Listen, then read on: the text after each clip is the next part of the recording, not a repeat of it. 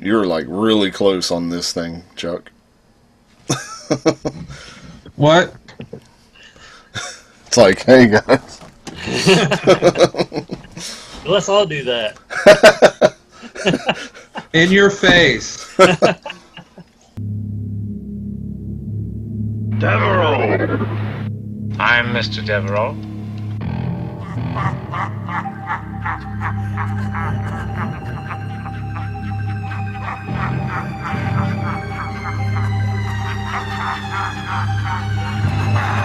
What's that humming mean? Beethoven's Fifth.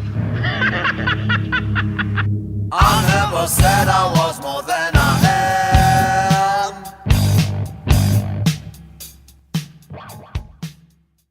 Welcome everyone to episode 39 of Kiss Me's podcast. I'm one of your hosts, Eli Clausen. And I'm Branton Young. And I'm Chuck Hoskins. And I'm a complete idiot because we did it last week. We did get on here and film one, and like an idiot, I accidentally deleted the thing off my computer and tried to get it back, but it's gone. So I do apologize for that. And so we're back. So how's everyone been in this little break that we had? Last episode? I was on vacation, so I was good. Yeah, so technically this will be Chuck's third episode, but from what they see, only his second. So, right, you know, you're still the virgin. So, obviously the big, news in the Kiss world that's popped up since the last episode we did was the announcement of Vinnie Vincent coming back out of the blue from hiding to appear at the Atlanta Expo. What's that, in January? January, I believe. So, of course, a lot of people are placing bets already. Is he going to really show up? Is he going to cancel at the last minute? Are a lot of people going to be pissed at him for, some of the past guitar and album orders that they placed with him that they never received, and a lot of stuff like that. I don't know. What's your guys' opinion on the thing when you found out? Well, I'm just more curious than anything about what's he going to be promoting. I guess I just don't see it being just the Atlanta and then poofed on again. So I'm hoping for maybe a book, some kind of CD, something to come out of it, and some more stuff. Yeah, I agree. Yeah, I don't think there'll be any Vinnie Vincent Invasion reunion anytime soon, because some of the stuff I've heard that Mark Slaughter has to say, he don't want him and Dana Strum don't want no part of that. Yeah, I mean, we've talked about it. I mean, there's plenty of stories out there that he was a pretty hard person to work with, and but from what I have heard from fans, that he is a nice guy. He's down to earth, and Chuck, you've met him. Yep. What was that, back in '94? I'd have to look. It's either 94 or 5. Okay. At the Chicago convention. I mean, what do you remember about meeting him in person? Like, he was just very soft spoken. I remember the pink boots that he had on, and like Branton has on now. But I mean, he was very polite to me and signed my stuff. Nice. So. And like I say, I don't blame the guy for coming out of hiding or whatever has been the case. Put it in a lot of these nasty rumors that's went around, especially with that Swedish documentary that came out with some of their, wild claims and stuff. So whether it's true or not, I guess this will be the way to find out for sure. Yeah, what was some of those? Because I don't know if, isn't that the one that wasn't never in, there was no translation, in other words? Yeah, like the only parts in English were like actual footage of Kiss that they put in the film, or some of the people they were interviewing. But as far as like the narration and stuff, it was in Swedish, but it had subtitles. But whether it gets kind of hard to sit there and try to read and watch at the same time. I hate that.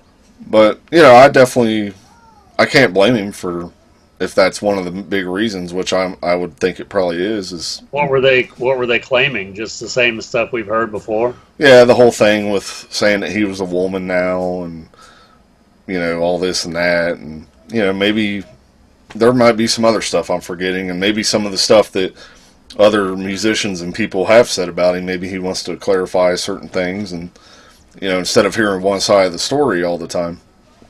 Do you think he'll address that at all, though? Or you think he'll just... I mean, you think that's... I don't know the guy, so, I mean, you think he'll just ignore all that and just pretend like he's been there all along type of deal? I'm curious. I think if people ask, I think he'll answer, because I watched one of his Q&As from a convention from like 95 or whenever, and it seemed like he really didn't dodge any questions, and he pretty much answered everything as truthful, and he'd even ask him, did I answer that good enough for you, or He doesn't give like stock answers, though. Right, exactly. They asked him, they went through the whole track list on Creatures of the Night and asked him, did you play on that? Did you? And he, no, that wasn't me. Yep, that was me. Yep. There was only, I think, 3 tracks out of the whole album that he didn't play on. And so from what I got out of that, it seemed like he's pretty open. But again, that's been over 20 years. Things may have changed, but Right. I kind of got a feeling that it's just more about clearing the air on some things. Maybe he has some sort of project that he's working on to announce, like a book or something. I wouldn't mind reading that myself. And at the same time, hey, he's putting himself back out in the public. Maybe it's a kind of a way to try to sweeten up the deal and try to get himself involved with Kiss as far as when the end comes, and if they do one of those type of shows with everybody, That's what I was going to say. I mean, if it was a book, for example, I just wonder if it would be a very honest book, considering what you just said. If he wants to remain, I mean, I'm not saying that they're on friendly terms. I don't have a clue. I'm assuming they're not. But, would it be like, Peter Criss's book had everything in it. Mm-hmm. And I'm sure Paul and Gene has heard a lot of that stuff. But yet, at the Rock Hall of Fame thing, and that's sort of a big deal. I understand that people are just forget everything. Let's just forget it for a minute and let's do this. But with Vinnie Vincent, I don't know if it would be the same way, because they just wrote songs together was the last thing they did, right? Yeah, as far as we know, I don't know of any contact that any of us have. I mean, who knows if any of them has had contact with him over the years. I mean, I'm willing to bet no, but maybe they have. I don't know. The last mention I heard Paul Stanley on a Chris Jericho podcast, and Jericho asked him about Vinnie Vincent, and Paul did not want to talk about it, and he kind of kept going on about it, and Paul was like, I don't want to talk about it. Yeah, and that was it. It always seems like they try to forget about that part of the career and pretend that it's disappeared or something. But you kind of get that in the book too, and when you read about it. But I don't know. They did, certain periods of their past, they do that. Right. They're always bashing on the elder and Phantom. I think that I personally have always liked Vinnie Vincent, and the fact that he wore the makeup and stuff, I wasn't even aware. I mean, he wasn't in the band long enough with makeup for me to remember him that way. And Kiss, of course, I know that, but I remember him more for his solo stuff, because that's when I sort of, I connected with that more, I think. Just Right. Because back then, I mean, I didn't see him in concert and didn't have a lot of video footage like you would have now, so I didn't really connect it. I mean, I always liked his character that he played with the Right. makeup design and stuff. Yeah, I've always been a fan of that design. I mean, same with Eric's, and I loved all of them. I don't know though, the price tag that he's charging for the VIP, $269 a piece, a little steep there for me. I don't know if I would necessarily pay that or not. Well, I wonder if that's included. Is that just him signing things, or You know, like with Kiss, you meet Kiss, you get all kinds of stuff. Of course, I know that's a lot more money, but I can't remember everything that it said, but I think it's like you get two items signed, but he's not signing like musical instruments, and there was something else.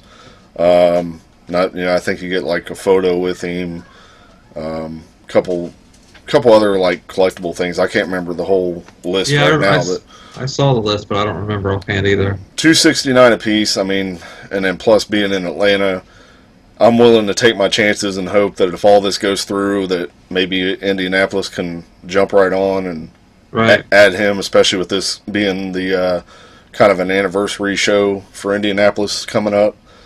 That would be really cool. And hopefully maybe the ticket wouldn't be as steep for that one. You know, I just wonder, and why it hasn't happened sooner, meaning, you know, when Kiss did the Creatures thing for the cruise, you know, and then they've been touring with the same costumes and stuff, do you think there's any, you know, because that's when Vinny joined, more or less, do you think there's any tie-in there as far as in his way of thinking and why it took so long, if that does have anything to do with it? That's a good question. Yeah, very good. It's really up in the air right now. It's one of them things. It's another one of them things where it's like I'm excited to find out what happens, and even though I'm not going, I'm very excited about it. Right. I want to know what he's promoting. I want to hear right away. I want pictures, and I want to watch the Q&A. Yeah, well, you know, I keep thinking about some of the stuff we've talked about in the past about, you know, the Creatures thing that they did on the cruise, especially why they didn't just have the actual makeup designs and characters that was really there, you know, and I couldn't see them touring like they're touring now with, you know, Tommy dressed as Vinny, you know, that's too much. But I think for the cruise they could have at least done that, which I know that's not really relevant anymore. But yeah, but I mean, again though, with the whole idea that it seems like they kind of like to forget that he was even involved in the band, I could see why they wouldn't even bother using that makeup design, because then for all they know, Vinny would try to end up suing them or something like he's done so many times in the past. And well, I wonder if that might have been the reason. And then with Eric Carr, just out of, I don't know, the same reasons, I don't think they would get sued by using Eric's makeup, because they probably own that. Well, they probably own both of them, but still. Yeah, I mean, again, it was probably, I really don't know. But it probably goes back to the thing of not wanting to start having other characters again, because then it'd be right back to that same, you know, it's almost like history repeating itself in a way, and, you know, bringing back those same two characters and so on. But speaking what if they'd had one of them dressed like Alice Cooper? Well, see, that would have worked. Now, speaking of Eric Carr, man, when I was reading Paul's book the other day, there was a part in there that made my jaw drop. I never knew, you know, kind of the inside stuff that went on with Eric Carr in the band, and he was a little insecure at times. And I guess he had this weird thing about, you know, never being the original drummer. Like, some reason that bothered him. Well, then fast forward, you know, when Paul did his first solo tour and he got Eric Singer, you know, Eric Carr was really sad that he wasn't able to do it with him. And he said that Eric showed up to one of the shows and he was up in the balcony and just kind of rested his head on the you know, thing the whole time. And I guess he came backstage and he looked at Eric Singer and Paul, and he's like, he's gonna replace me, I know it. He's like, he's going to be the new drummer in Kiss. And Paul's like, what are you talking about? You're the drummer in Kiss. He's my drummer for this. And then look what happens, you know, within a few years. It's like, it's weird. And when I read that he thought that at the time, you know, and then it was just kind of like, it kind of stunned me. You know, I never knew that. Did he have cancer at that time? No, I don't think at that time he knew yet. What year was that? Probably 89? That's when Paul's solo tour was. Yeah. Yeah, 89. So it would have been, within. It was close. Just a matter of The like, Shade Tour was 90. yeah, because it wasn't long after that tour. Pretty much is when he called up Paul when he was first sick, and Paul was a little in denial, as I'm sure everybody was, and all of us would have been if we knew that he's going to pull through, he's going to be all right, and he kind of regretted later on that he didn't let Eric play on the album as far as the God Gave Rock and Roll to You, and doing a little bit more, because he realized that's what he truly lived for, was being in Kiss. So, but yeah, I don't know, I just had to bring that up. It just really, so I had never knew that before, and I read that, and it just kind of like, I had to read it again, like, what? Like, wow, mind blowing. It's funny you mention that. I just watched the Tales from the Fox DVD just this week for the first time. Oh, I love that, man. I had never seen it. Yeah, love that. Used to watch it all the time. I've still got it. Like the drum solo at the very end, I love that thing. Where he's using those pads and everything. And it's a cool solo. Yeah, really cool documentary too. Yeah, I use pads. A lot of funny backstage moments in there and everything too. It's it's awesome. That's one part of history I don't get with the Creatures tour. That the album was so incredible, and you have Vinny and Eric with new makeup, and the tour just tanked. And I couldn't imagine. I guess looking back, a lot of Kiss fans loved that era, but it was on paper not one of the more successful ones. I think at the time they had already lost so many fans after the whole Unmasked and Elder and solo albums, and it wasn't enough to get people back at the time because people had already written them off. But yeah, down the road, as happens to a lot of things, it becomes sort of like a cult classic, and same with Elder, and things like that become some of their best work when you really go back and look at it in hindsight. But at the time, it was kind of laughed at, and they were just considered a joke at the time. As soon as I heard that news about Vinny, though, I immediately put Creatures and Lick It Up in my car. Yeah, I admit, I got on YouTube, started looking up a bunch of different Vinny videos. That's where I found those Q&As and, some of his interview footage, Someone uploaded a really good collection of all of his Vinnie Vincent Invasion videos together. Oh, nice. Yeah, I think it's like 28, 32 minutes or something like that. I watched that a couple nights ago. I know somewhere out there's like a Vinny bootleg compilation, kind of like with the Ace Vision and all that kind of stuff, where it's got all the music videos, different things like that. Yeah. There's one of those unofficial DVDs that came out that's all about Vinny. I know that's on like Amazon Prime. You can watch it for free on there. I've seen it advertised, but I've never watched it. So I'm gonna sit and watch that one of these days. I've got that on my watch list. So. Let's see. Kiss also just recently played Aurora, Illinois, this past Sunday. Looked like a pretty good turnout. Pretty run-of-the-mill show like they've been doing. I didn't expect anything different. They're definitely spotty with the shows this year. I think the next show now isn't even until like September 16th or somewhere around there. So it's definitely kind of sporadic, and Gene's doing his thing in between, and all that too. So, but good to see they're still doing shows, and I think maybe next year they'll probably do another full-blown tour. At least I hope. Maybe they're just gonna stick to this, this whole thing. From what I've read from an interview from Gene is. Kind of what we were saying before, like we speculated, that he doesn't like to be at home a lot, sitting around doing nothing. He wants to stay busy, and so that's why he's doing this solo thing, so he can still be out on the road in between the Kiss dates and stuff. And not have too much time just sitting around at home. Right. So hey, you can't blame the guy. So Just a side note, I don't know whether you guys noticed on my Facebook today, but I shared a memory. It was 1 year ago today was the Dayton Kiss concert from last year. holy shit!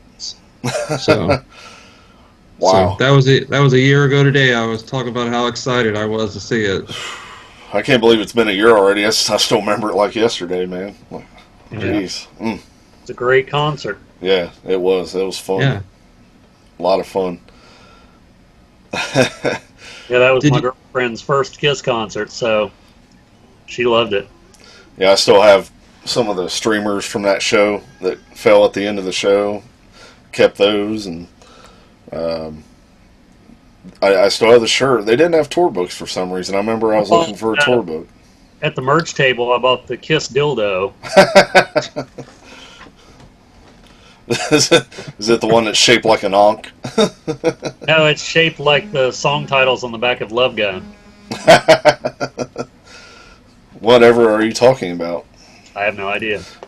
Those are shaped like a vagina. Oh, yeah. Thinking of a different album. Love Pocket.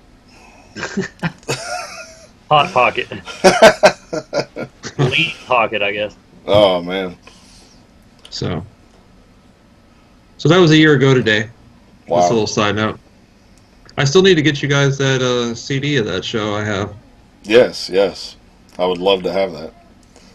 Yeah, me and Eli was talking not too long ago about trying to get like a footage together from the show, whatever we could, like whatever is available, because we didn't film it, obviously. And try to find like the best versions of each one of the songs and try to put them in order. And I don't know how hard that would be, but I tried, and I got to a certain point where I just couldn't find any video of those particular songs. And then even a couple of the videos, I just could not get them to download, because I guess sometimes people put a little thing on their video where you're not able to download it even if you're using one of those programs. So I kind of got stuck halfway through, and I just kind of gave up. I was like, it was worth the try. So just shit can that idea, but yeah, I would like to at least have the audio on CD or something. Would be cool. It's not soundboard, but it's really listenable. Yeah, I mean, there's a lot of good sounding audience recordings out there, especially these days. I mean, Right. with the technology of what they use compared to back in the 70s or 80s, using like an actual tape machine or something. Dead Daisies were really good that night too. Yes, they were, man. I was real impressed with them. Hell of a drummer, Brian Tichy. He's done a lot of good stuff, but put on a hell of a show watching him play. Doing a lot of stick tricks and all that stuff. Have you ever seen his solo from the Kiss Cruise? He does the 100,000 Years solo. Oh yeah, I think I did see that. He did it. He did it on the Sail Away, didn't he?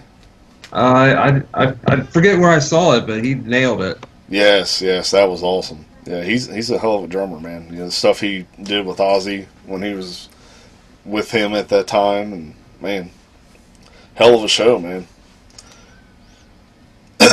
Sure. Let's see what else is newsworthy. What did we talk about last week that didn't make it?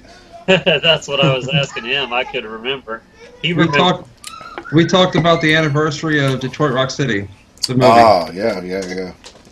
I guess we can kind of go over that again a little bit. We just touched base on Kiss in the Theater, and both that and the Las Vegas show.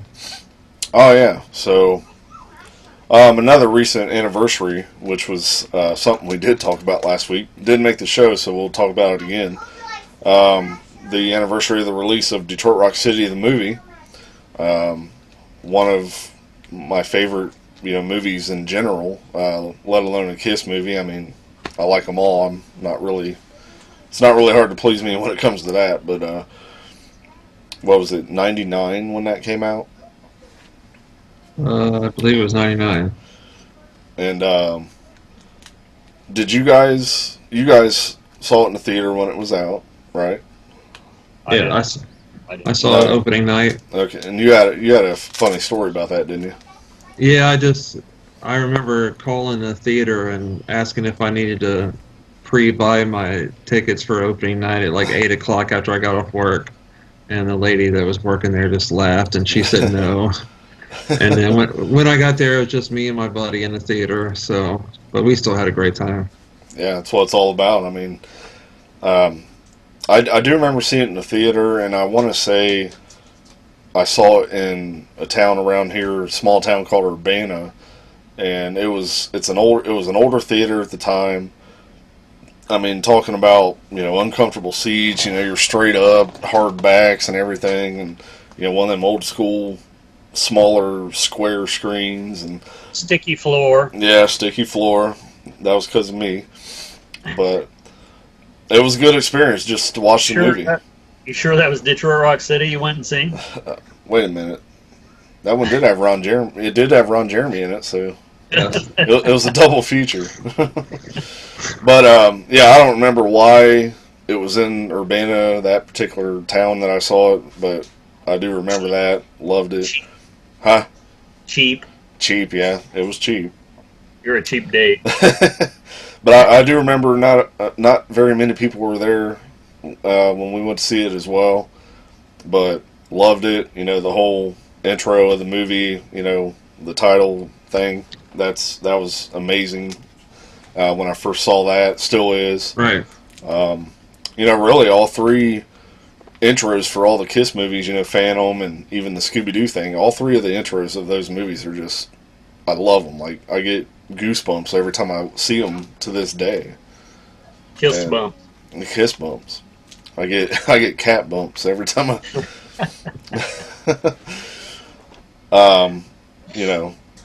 the movie did finally get a Blu-ray release recently, like I think within like the last year or two. Really want to pick that up. Let alone it had an amazing soundtrack. I wish they would release that on vinyl. It had the new Kiss song at the time that everybody was excited to hear, and it turned out to be "Nothing Can Keep Me From You." Definitely not what everybody was expecting, but Wasn't they going to use a different song, and they decided on that one? What was the other one they were thinking about? I don't remember the story about that, or if that was just the original idea, but it's definitely not what people were thinking when they heard we were going to get a brand new Kiss song. How many Kiss songs is on that soundtrack? There's not. I mean, that Kiss actually does. 3, because it's that Detroit Rock City, Shout Out Loud. I think that's it, right? I think in the Donna's cover. Right, but as far as actual Kiss, Yeah. those 3. I didn't mind the song. No, I'm not saying I did. It's definitely not what everybody expected, but it is a hell of a vocal performance by Paul, and it's not bad. I like it better. I like it better than "Finally Found My Way" from Psycho I was Circus. gonna say it reminded me of Peter's song from Psycho Circus. Right. I mean, I do like it better than that. And then of course, what's that? Was it actually in the movie? I don't remember it being in the movie. It just played in the credits. That's it. Okay. And then I remember, there was that big thing about Detroit Rock City, the song. They had all 4 original members went in the studio, re-recorded the song, which is the version you hear in the movie. When they're at the concert. That was supposed to be on the soundtrack. For whatever reason, someone mixed it up, and they ended up just putting the original, album version on there, which pissed them off. And that version of Detroit Rock City is out there. It's in the bootleg circuit and whatnot. You can probably find it on YouTube at this point.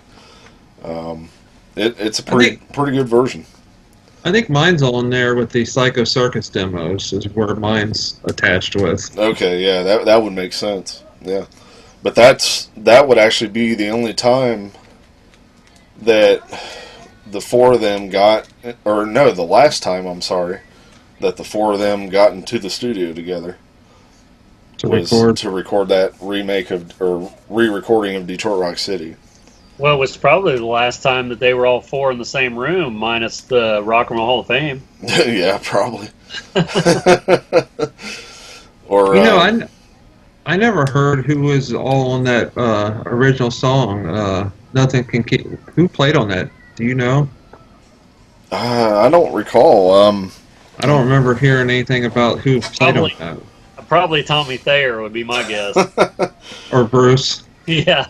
I'm thinking it was just, they brought in a little orchestra, kind of like they've done, for other stuff, like Great Expectations, all that kind of stuff. Probably just brought them in to do it, and that's about it. Maybe some of it may have even been done on keyboard, because you can get a lot of those sounds on the keyboard anymore. But I'm not even sure who produced that or anything like that. You don't hear much about that track. Yeah, it's been a long time since I've ever looked at liner notes Isn't for that that also soundtrack. up on the box set too? Wasn't it on there? Yeah, it is in the box set. Yeah, Which is strange, I guess. right. Well, Got to put it somewhere. I was kind of surprised that they never did like a music video or something for it, because I thought it would at least made a decent music video, and I see why they didn't do it live, but they could have, because if they do Beth live, it's kind of that same sort of track. Paul could have come out and done his own little solo thing singing that song, handing out roses or whatever he wanted to do, And speaking of which, and I think we might have mentioned this before, but I wonder why Eric Carr never did Beth. You think it was? Did we come to the conclusion that it was tied up somehow legally? That may have been it, or maybe back then they didn't want to feel like they were disrespecting Peter or Ace at the time, because that's probably how it would have come off. I don't know. Maybe Eric was too nervous to do that. It could have been. It could have been that, really. Because he was able to do stuff behind the kit. Obviously, that would, you'd feel a little bit more comfortable. But getting out and doing that, maybe he was a little, nervous to do that. I don't know. Or it was probably more about not wanting to, disrespect Peter and Ace at the time, and hearing people yell at them, oh, that's, blah, blah. That's the thing. I wonder how much they had to twist his arm to get him to record it for Smash Crashes. Because when I first heard that, I'm thinking, I can't believe that he's singing that song. Why wouldn't they just take the one off Destroyer and put it on there, remix it or something? Yeah, Right. yeah. I mean, I'm kind of glad they did it, but then they never did it live. Yeah, I like it. And, and then look how long it took them to let Eric Singer finally sing Beth. Right. And we all knew that he was, like, literally twisting their arms and stuff to, wanting to do it. And, they finally started letting him do it in the acoustic stuff, and then finally it converted to the main show. And I think we've said that before. I think Eric and Tommy has a lot to do with that kind of thing. Yeah, I agree. Definitely. I like the version that they did last year with Eric out there with them and them playing. I think that's one of my favorite versions of that. Absolutely. Yeah, it's awesome because it's the electric guitar solo instead of the acoustic. Mm. And I would love to have. I think I do have a copy of that on my iPod. I don't know if it's from that show. I think it is. Yeah, but that version and then the acoustic version from Phantom, Now I got probably my two favorite versions. See, Unplugged is my favorite of Beth. Yeah. And then with Eric Carr, come to find out when you hear demos, he sang Shandy as part of his which is crazy. Right, as part of his audition, and there's a lot of times that he damn near sounds like Paul when he's singing that song. He's kind of got that. Wonder why it was that song. You think whose choice you think that was? And Paul sung it on the album, so I don't even know how it wound up that way. I would imagine that Paul and probably Gene did that as a test to get it, because that's one of the best songs that you're gonna really test somebody's vocals and hear how they could sing. And, Probably. Well, they were playing on tour then at the time too, weren't they? Mm-hmm. Yeah. So maybe they just wanted one of the new tracks. And it's like, hey, if you can't sing that song and sound good on your own, then you're not going to sound good doing backups in Kiss or anything like that. So, you know, that's the thing about it. It ain't just about playing. You know, you got to be able to do some vocals too when it comes to them. What was it last week? You were looking through a book. Now you're looking through your iPod. I'm looking for that song. I could have swore I had it, but I guess I don't. Beth from the show that we seen, but I don't have it. I thought I did. I'll make you one. Yeah, because I sort of wish they would record it like that. Right. Yeah, I was. Go ahead. I was just gonna say I was glad with the Vegas show that we finally got a good version of "Lick It Up" with the kind of the extended Who jam. Yeah. Because they totally revitalized that song. Not that it wasn't. It was just kind of a simple song, and with that jam at the end, Right. it's totally, to me, a highlight of the show now. It is. Because, you know, used to they would just, like, kind of do that only on the guitars for a little bit, you know, sort of teasing it. And then Right. once they started doing that full piece, you know, it definitely adds to the show. It adds Absolutely. to the song too. I guess. Yeah, Right, absolutely. Because if That's why I you, was- you know, if you go back and listen to, you know, old shows from 80s or whenever before they start, way before they did that, you listen to it now, it's just kind of like, wow, that really is missing something, you know, like the way they used to do it and just go right back into the, you know, the solo or whatever, that little breakdown part. Right, It definitely adds to the show. absolutely. Speaking of the Vegas, that was also in theaters. Did you go see it, Chuck? I was there. Yep, Yeah, you were it was there. a different was crowd sitting for that right one. behind us. I was sitting, He was behind us. We didn't know it. I was throwing popcorn. We was wondering. We kept hearing slapping noises behind us, so now we know who it was. We kept smelling Vaseline, but yeah, Brent and I actually went together. Also, his girlfriend Kat went with us too, and yeah, I was pretty quiet the whole time because I was just like soaking it in like a sponge, and I'm just like, this is awesome, and you know, I was getting goosebumps as soon as it was over. I'm like, you know what? I was like, Paul is back, man. Like, he sounded so much better than he had in recent times. I was like, I don't know what he did, but he's back, and you know, same as the concert last year. I just wish that one of us had a screen that big so we can watch everything, all Kiss, you know, Right, Kiss concerts. That would be cool. It was definitely a hell of an experience watching it that way. absolutely. You know, the sound was amazing, the surround sound. Did you guys, back when the first Kissology was being released, they did a theater event for that too? Did you guys go to that? I totally missed that one. I don't remember whether there was nothing around me or I just wasn't paying attention internet-wise, but I didn't hear nothing about it. I remember they showed the full Kobo show that's on the Kissology one. They showed that full show on the screen. And then there was even like a little, you know, piece before it of Gene and Paul in the studio talking, you know, a little bit about the history and stuff. And it was a really cool event. It felt like it was more energetic than the Vegas viewing because there was people, you know, definitely hooting and hollering at the screen, which was cool. It kind of felt like you were at the concert. And but unfortunately, I don't remember, you know, any like souvenirs being handed out, especially at the Vegas viewing. They didn't have jack shit.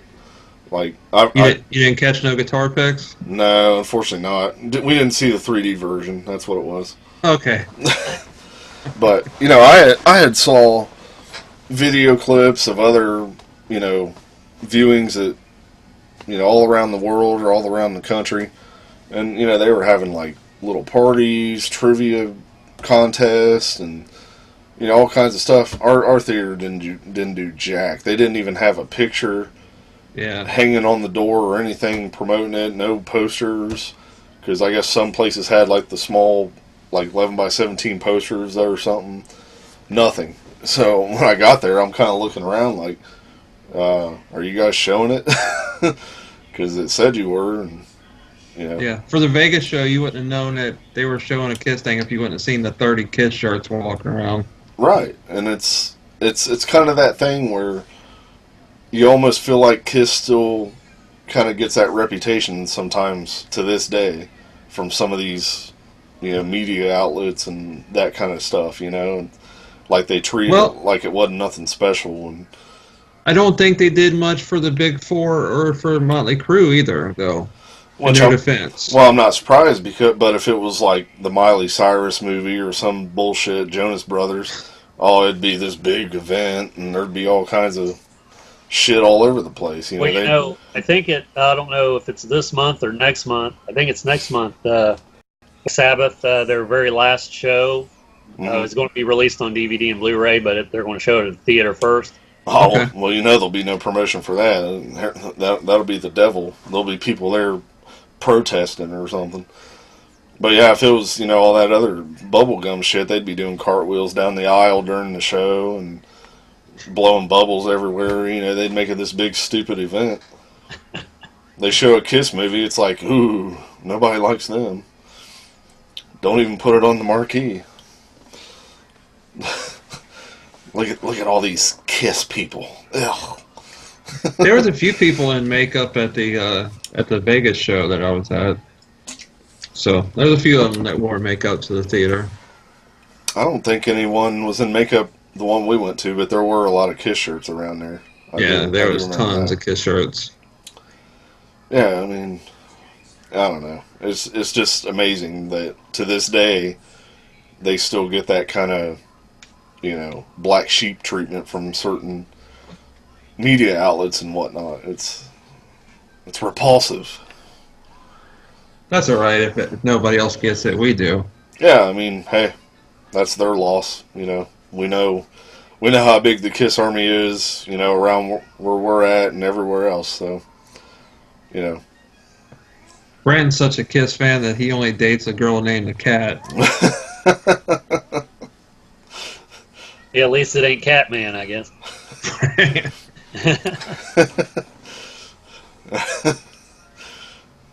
Her last name's Carr. Cat Car. That would be cool. Cat Car. So what else is new? Have you guys picked up any new Kiss items?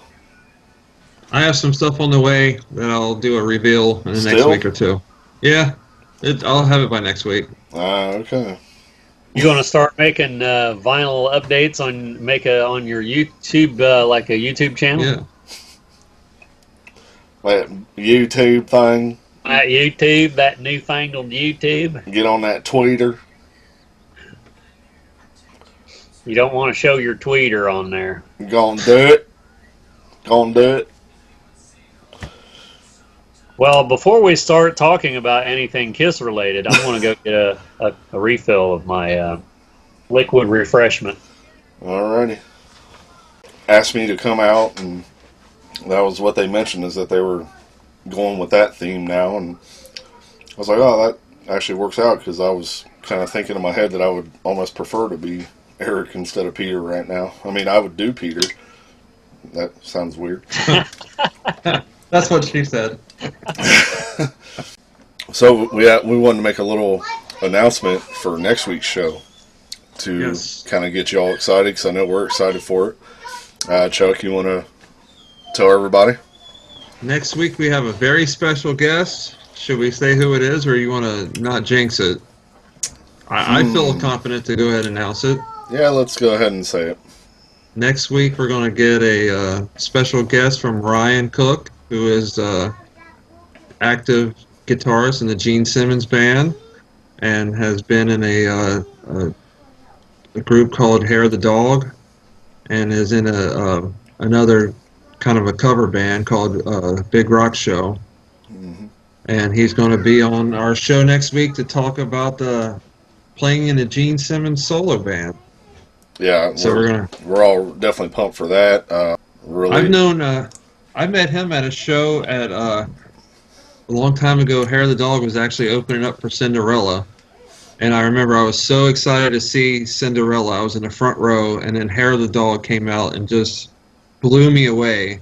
And I remember the Cinderella shows going on, and I'm actually over at the merch booth talking to Ryan about Kiss bootlegs and stuff like that. And then here we are years later, he's in the Gene Simmons band. Yeah, that's awesome. He's great vocalist. They've got Hair of the Dog does a great version of I, which is on our, you just put a link on our website.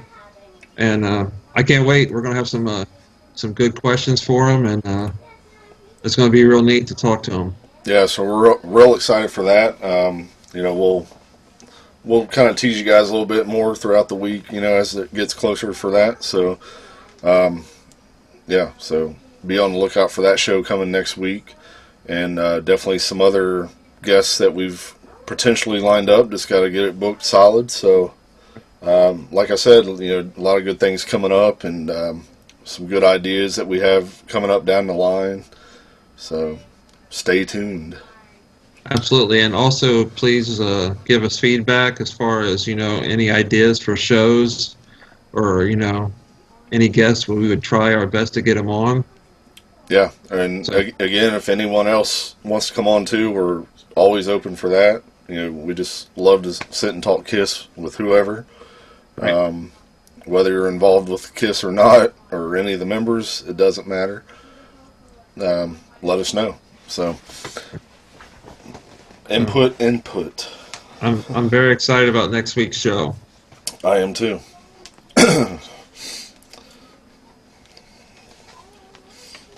So is Brenton. He can barely contain himself. Yes, he's bouncing off the wall. I'm in La La Land.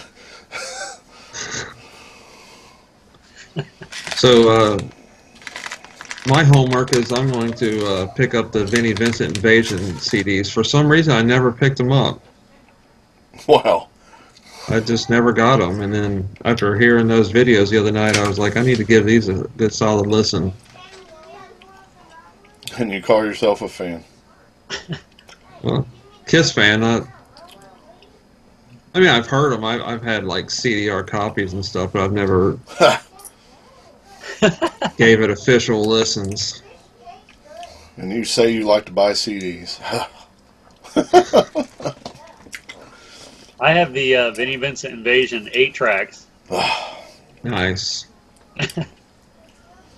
No, you don't. Thought you liked. Thought you had the real. Did you see that Elder cassette and 8 track that I posted? What did I post it on? It's on my Instagram. Oh, You guys, I don't get on Instagram much, so no.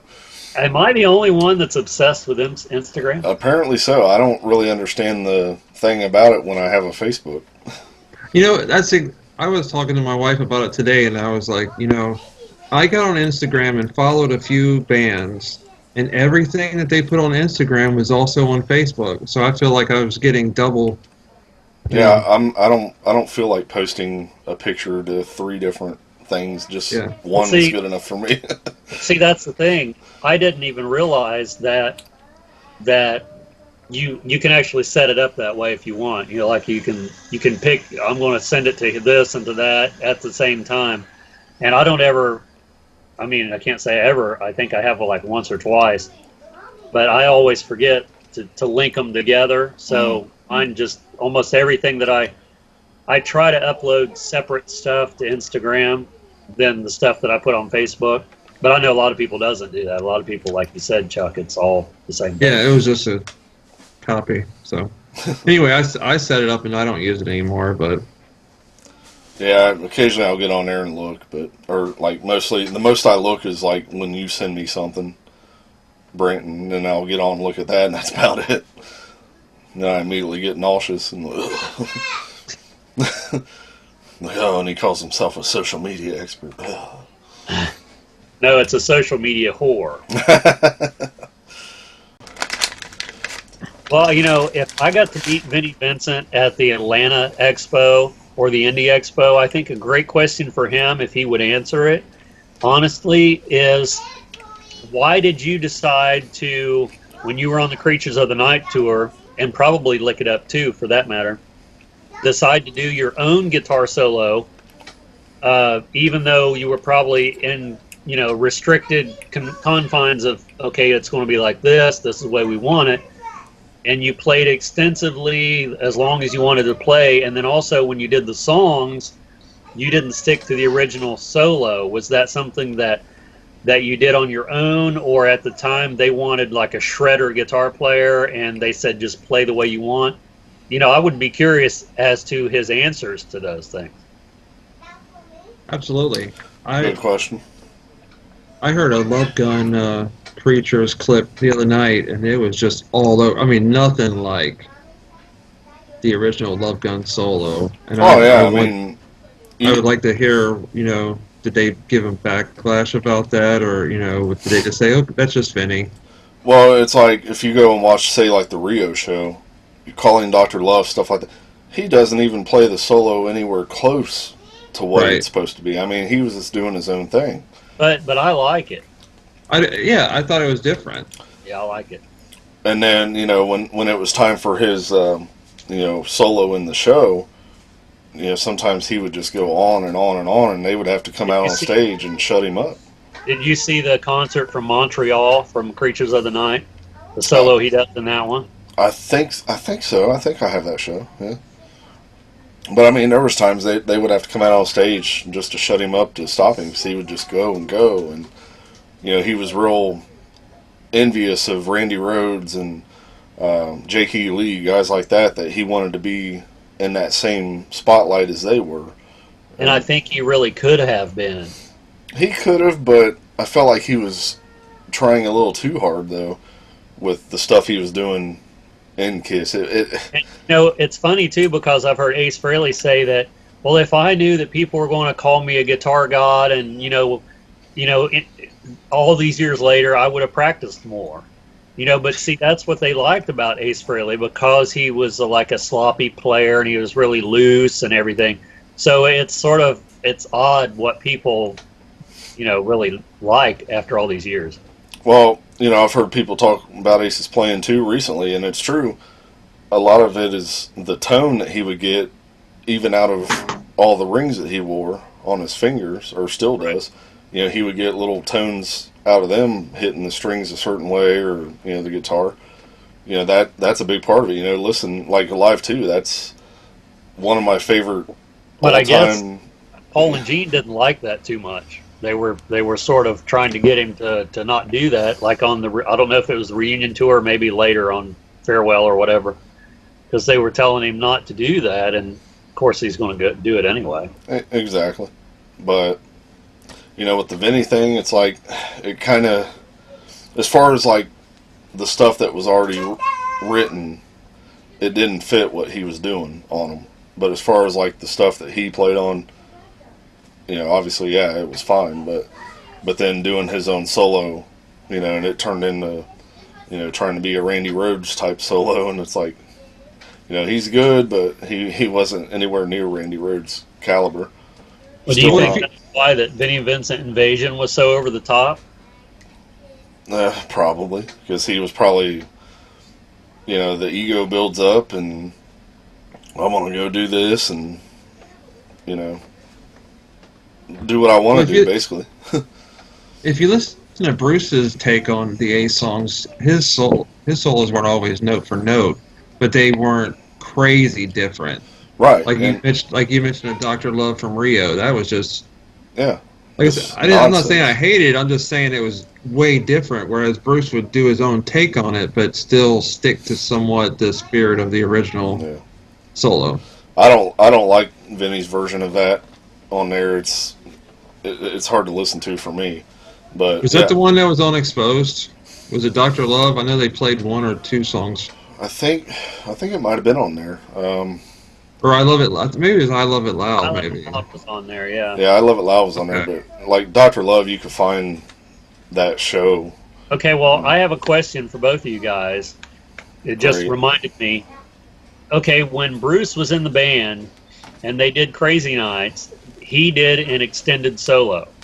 Well, now that Kiss is doing Crazy Nights on the set list, Tommy is also doing that same extended solo. Wasn't on the album. Why was Crazy Nights? On Crazy Nights, yeah. Why wasn't it on the album, and why do they do it live? Does anybody know? I don't know. I mean, I love the solo. I just wonder why it didn't go on longer on the actual studio. You know, I always wondered with the reunion tour, that little bit that they added to "Do You Love Me," that little extended part. Right. I always loved that. I always wondered where that came from. Yeah, I mean, see, there's a lot of things, you know. They even kind of did that with "Sure Know Something" on the Unplugged. Well, Remember that part that they added? Well, you know, you talk about live versus at the studio. I mean, there's a lot of cases of that. I mean, like you mentioned, the one and King of the Nighttime World and Detroit Rock City and Rock and Roll All Night. You know, there's all kinds of extended pieces that they've added to a lot. You know, Let Me Go Rock and Roll, all that kind of stuff that wasn't on the album version. So I think it was just, it's probably just that type of that case or whatever, that, you know, for the sake of, I guess, the time on the show or something, or the album, I meant, they just, you know. Or maybe just like Lick It Up, they just wanted to spice it up. Yeah, possibly. I always loved Crazy Nights. I didn't think that one live was as good as some of the other ones, but yeah, I agree. I mean, back on the tour for Crazy Nights, I mean, it definitely sounded better back then. But yeah, when they started doing it, you know, recently and whatnot, it lost a lot of its, you know, power, I thought. But. Right. Anyway, that's the best I can answer to that, is I don't know about the Crazy Nights solo. I always wondered about it, and you'd think that if that was like going to be on the studio album, you think there'd be a version of that, you know, that's already mixed and stuff, but I haven't never heard that. That's a good question. All right, one question, I guess, last question I have for you guys before we start wrapping up. Okay. Now, granted, you've already met Vinny, Chuck, but pretend you haven't, or once you get the if you get the opportunity again. Oh, I'd love to see him again. Whether it's Atlanta or Indy gets lucky enough to get him, what two items? Which two items would you take to get it signed by him? I would take probably the Kiss box set and Lick It Up vinyl. Kiss box set as in the 5-disc set. That one, okay. And I wouldn't have him sign Creatures just because it's kind of weird with him not being on the cover. If I had the vinyl bootleg that has him on the cover, I definitely would sign that more than anything. But right, that's what I would do. How about you guys? Brandon? If there's two items, I'd have him sign both Invasion vinyl. Do you got them both on vinyl? I agree. I would also take Lick It Up vinyl, and then one of the Vinnie Vincent Invasion albums. As far as just the two, if I was able to throw a third item on, I would probably do. See, I was going to say one of these bootlegs, but then at the same time, I don't know if that'd be a good idea. So you'll get arrested. Revenge wouldn't be bad. That'd be kind of weird, though. He wrote some good stuff on there. What's that, Revenge? Mm-hmm. Oh, yeah, 100%. But again, I feel like that'd be kind of weird to have him sign that, too. Exactly. Do you guys remember hearing anything about that before you read the liner notes on that one? No. Because I didn't hear anything about it until I opened it up, and I was like, Vinnie Vincent? Yeah, I don't remember hearing anything about it. You know, that caught me off guard, just like when I heard that Bryan Adams helped write War Machine of all songs. Yeah. I was like, whoa, like, that's and crazy. Michael Bolton did Forever. Yeah. Right. Well, that one didn't surprise me as much because Bruce had to tie in with Blackjack. Right. And then Lou Reed, what was it that he helped write on? I just heard that the other day. Heroes? Was it Songs on the Elder. Yeah. Was it World Without Heroes or? It was something on the Elder. quite Yeah. a few songs on there from what I've heard. I haven't actually looked. Yeah. So I mean, a lot of that information, found out within, I don't know, the last 10 years maybe. And Yeah, and by the way, Kiss Alive had a lot of overdubs. No, it didn't. Speaking of that, I was listening to that alternate version of Alive that's out there with, it's kind of like the raw versions. I don't know, man. I kind of like it better, to be honest. You had that Sometimes those raw shows are better like that. Yeah. Same with that, with the Alive 2, the alternate version of that rivals it too, man. The sound of it, and it just sounds a little more raw than adding that little studio polishing on it, And that's what they were about back then, Is it the same show, same track listing? Pretty much, just taken from a different show, and without. Well, actually, it does have the version of Rock and Roll All Night that's on there. They added that to the end of it also. Like, there's two versions of it, and it's the one that's actually from Alive, but it's the untouched version, like the way it originally sounded. And I don't know, man. I listened to that yesterday, and it was just like, kind of liked it better than what the actual Alive is. Excuse me. As far as You think you like it better for two reasons: one, because it's raw, and two, because you haven't heard it like a trillion times. That could be. that was part of it, and also the sound quality was a little bit better, I thought, than what it came out as on the album. I've never heard that. I'm going to have to look it up and see if I can find it. Yeah, it's called An Alternate Alive. Just look that up on YouTube. I've heard it. It's been a while. I don't think I've ever had it recorded, but And then Alive 2, it's called The Outtakes or The Lost Alive 2, either way. there's one out there called Alive 3.5 too. Yeah, I have that on CD. Okay. Sounds amazing. Yeah. One of the best soundboards, one of the best shows they've ever done as far as the set list on here. I mean, it's a killer show. Right. I love that Revenge set list. Oh, yeah. Killer stuff. So, well, I think we're going to wrap this one up then. Okay. And make sure I don't delete it this time. So, so Thanks for listening, everybody. Stay tuned for next week, and we'll have some little cool things on the website this week. Yep, once again, special guests next week, so definitely tune in for that one. Sub to the channel, like the Facebook page, please share, pass the word around. So, anything else you guys wanted to finish with real quick? Nope. Nope. Tell All all your friends, and if you don't have any friends, get some friends. Then tell them. All right, then. So, thanks for watching. We will see you all next week. Thanks. What has she got that the others have not? It must be that look in her eyes.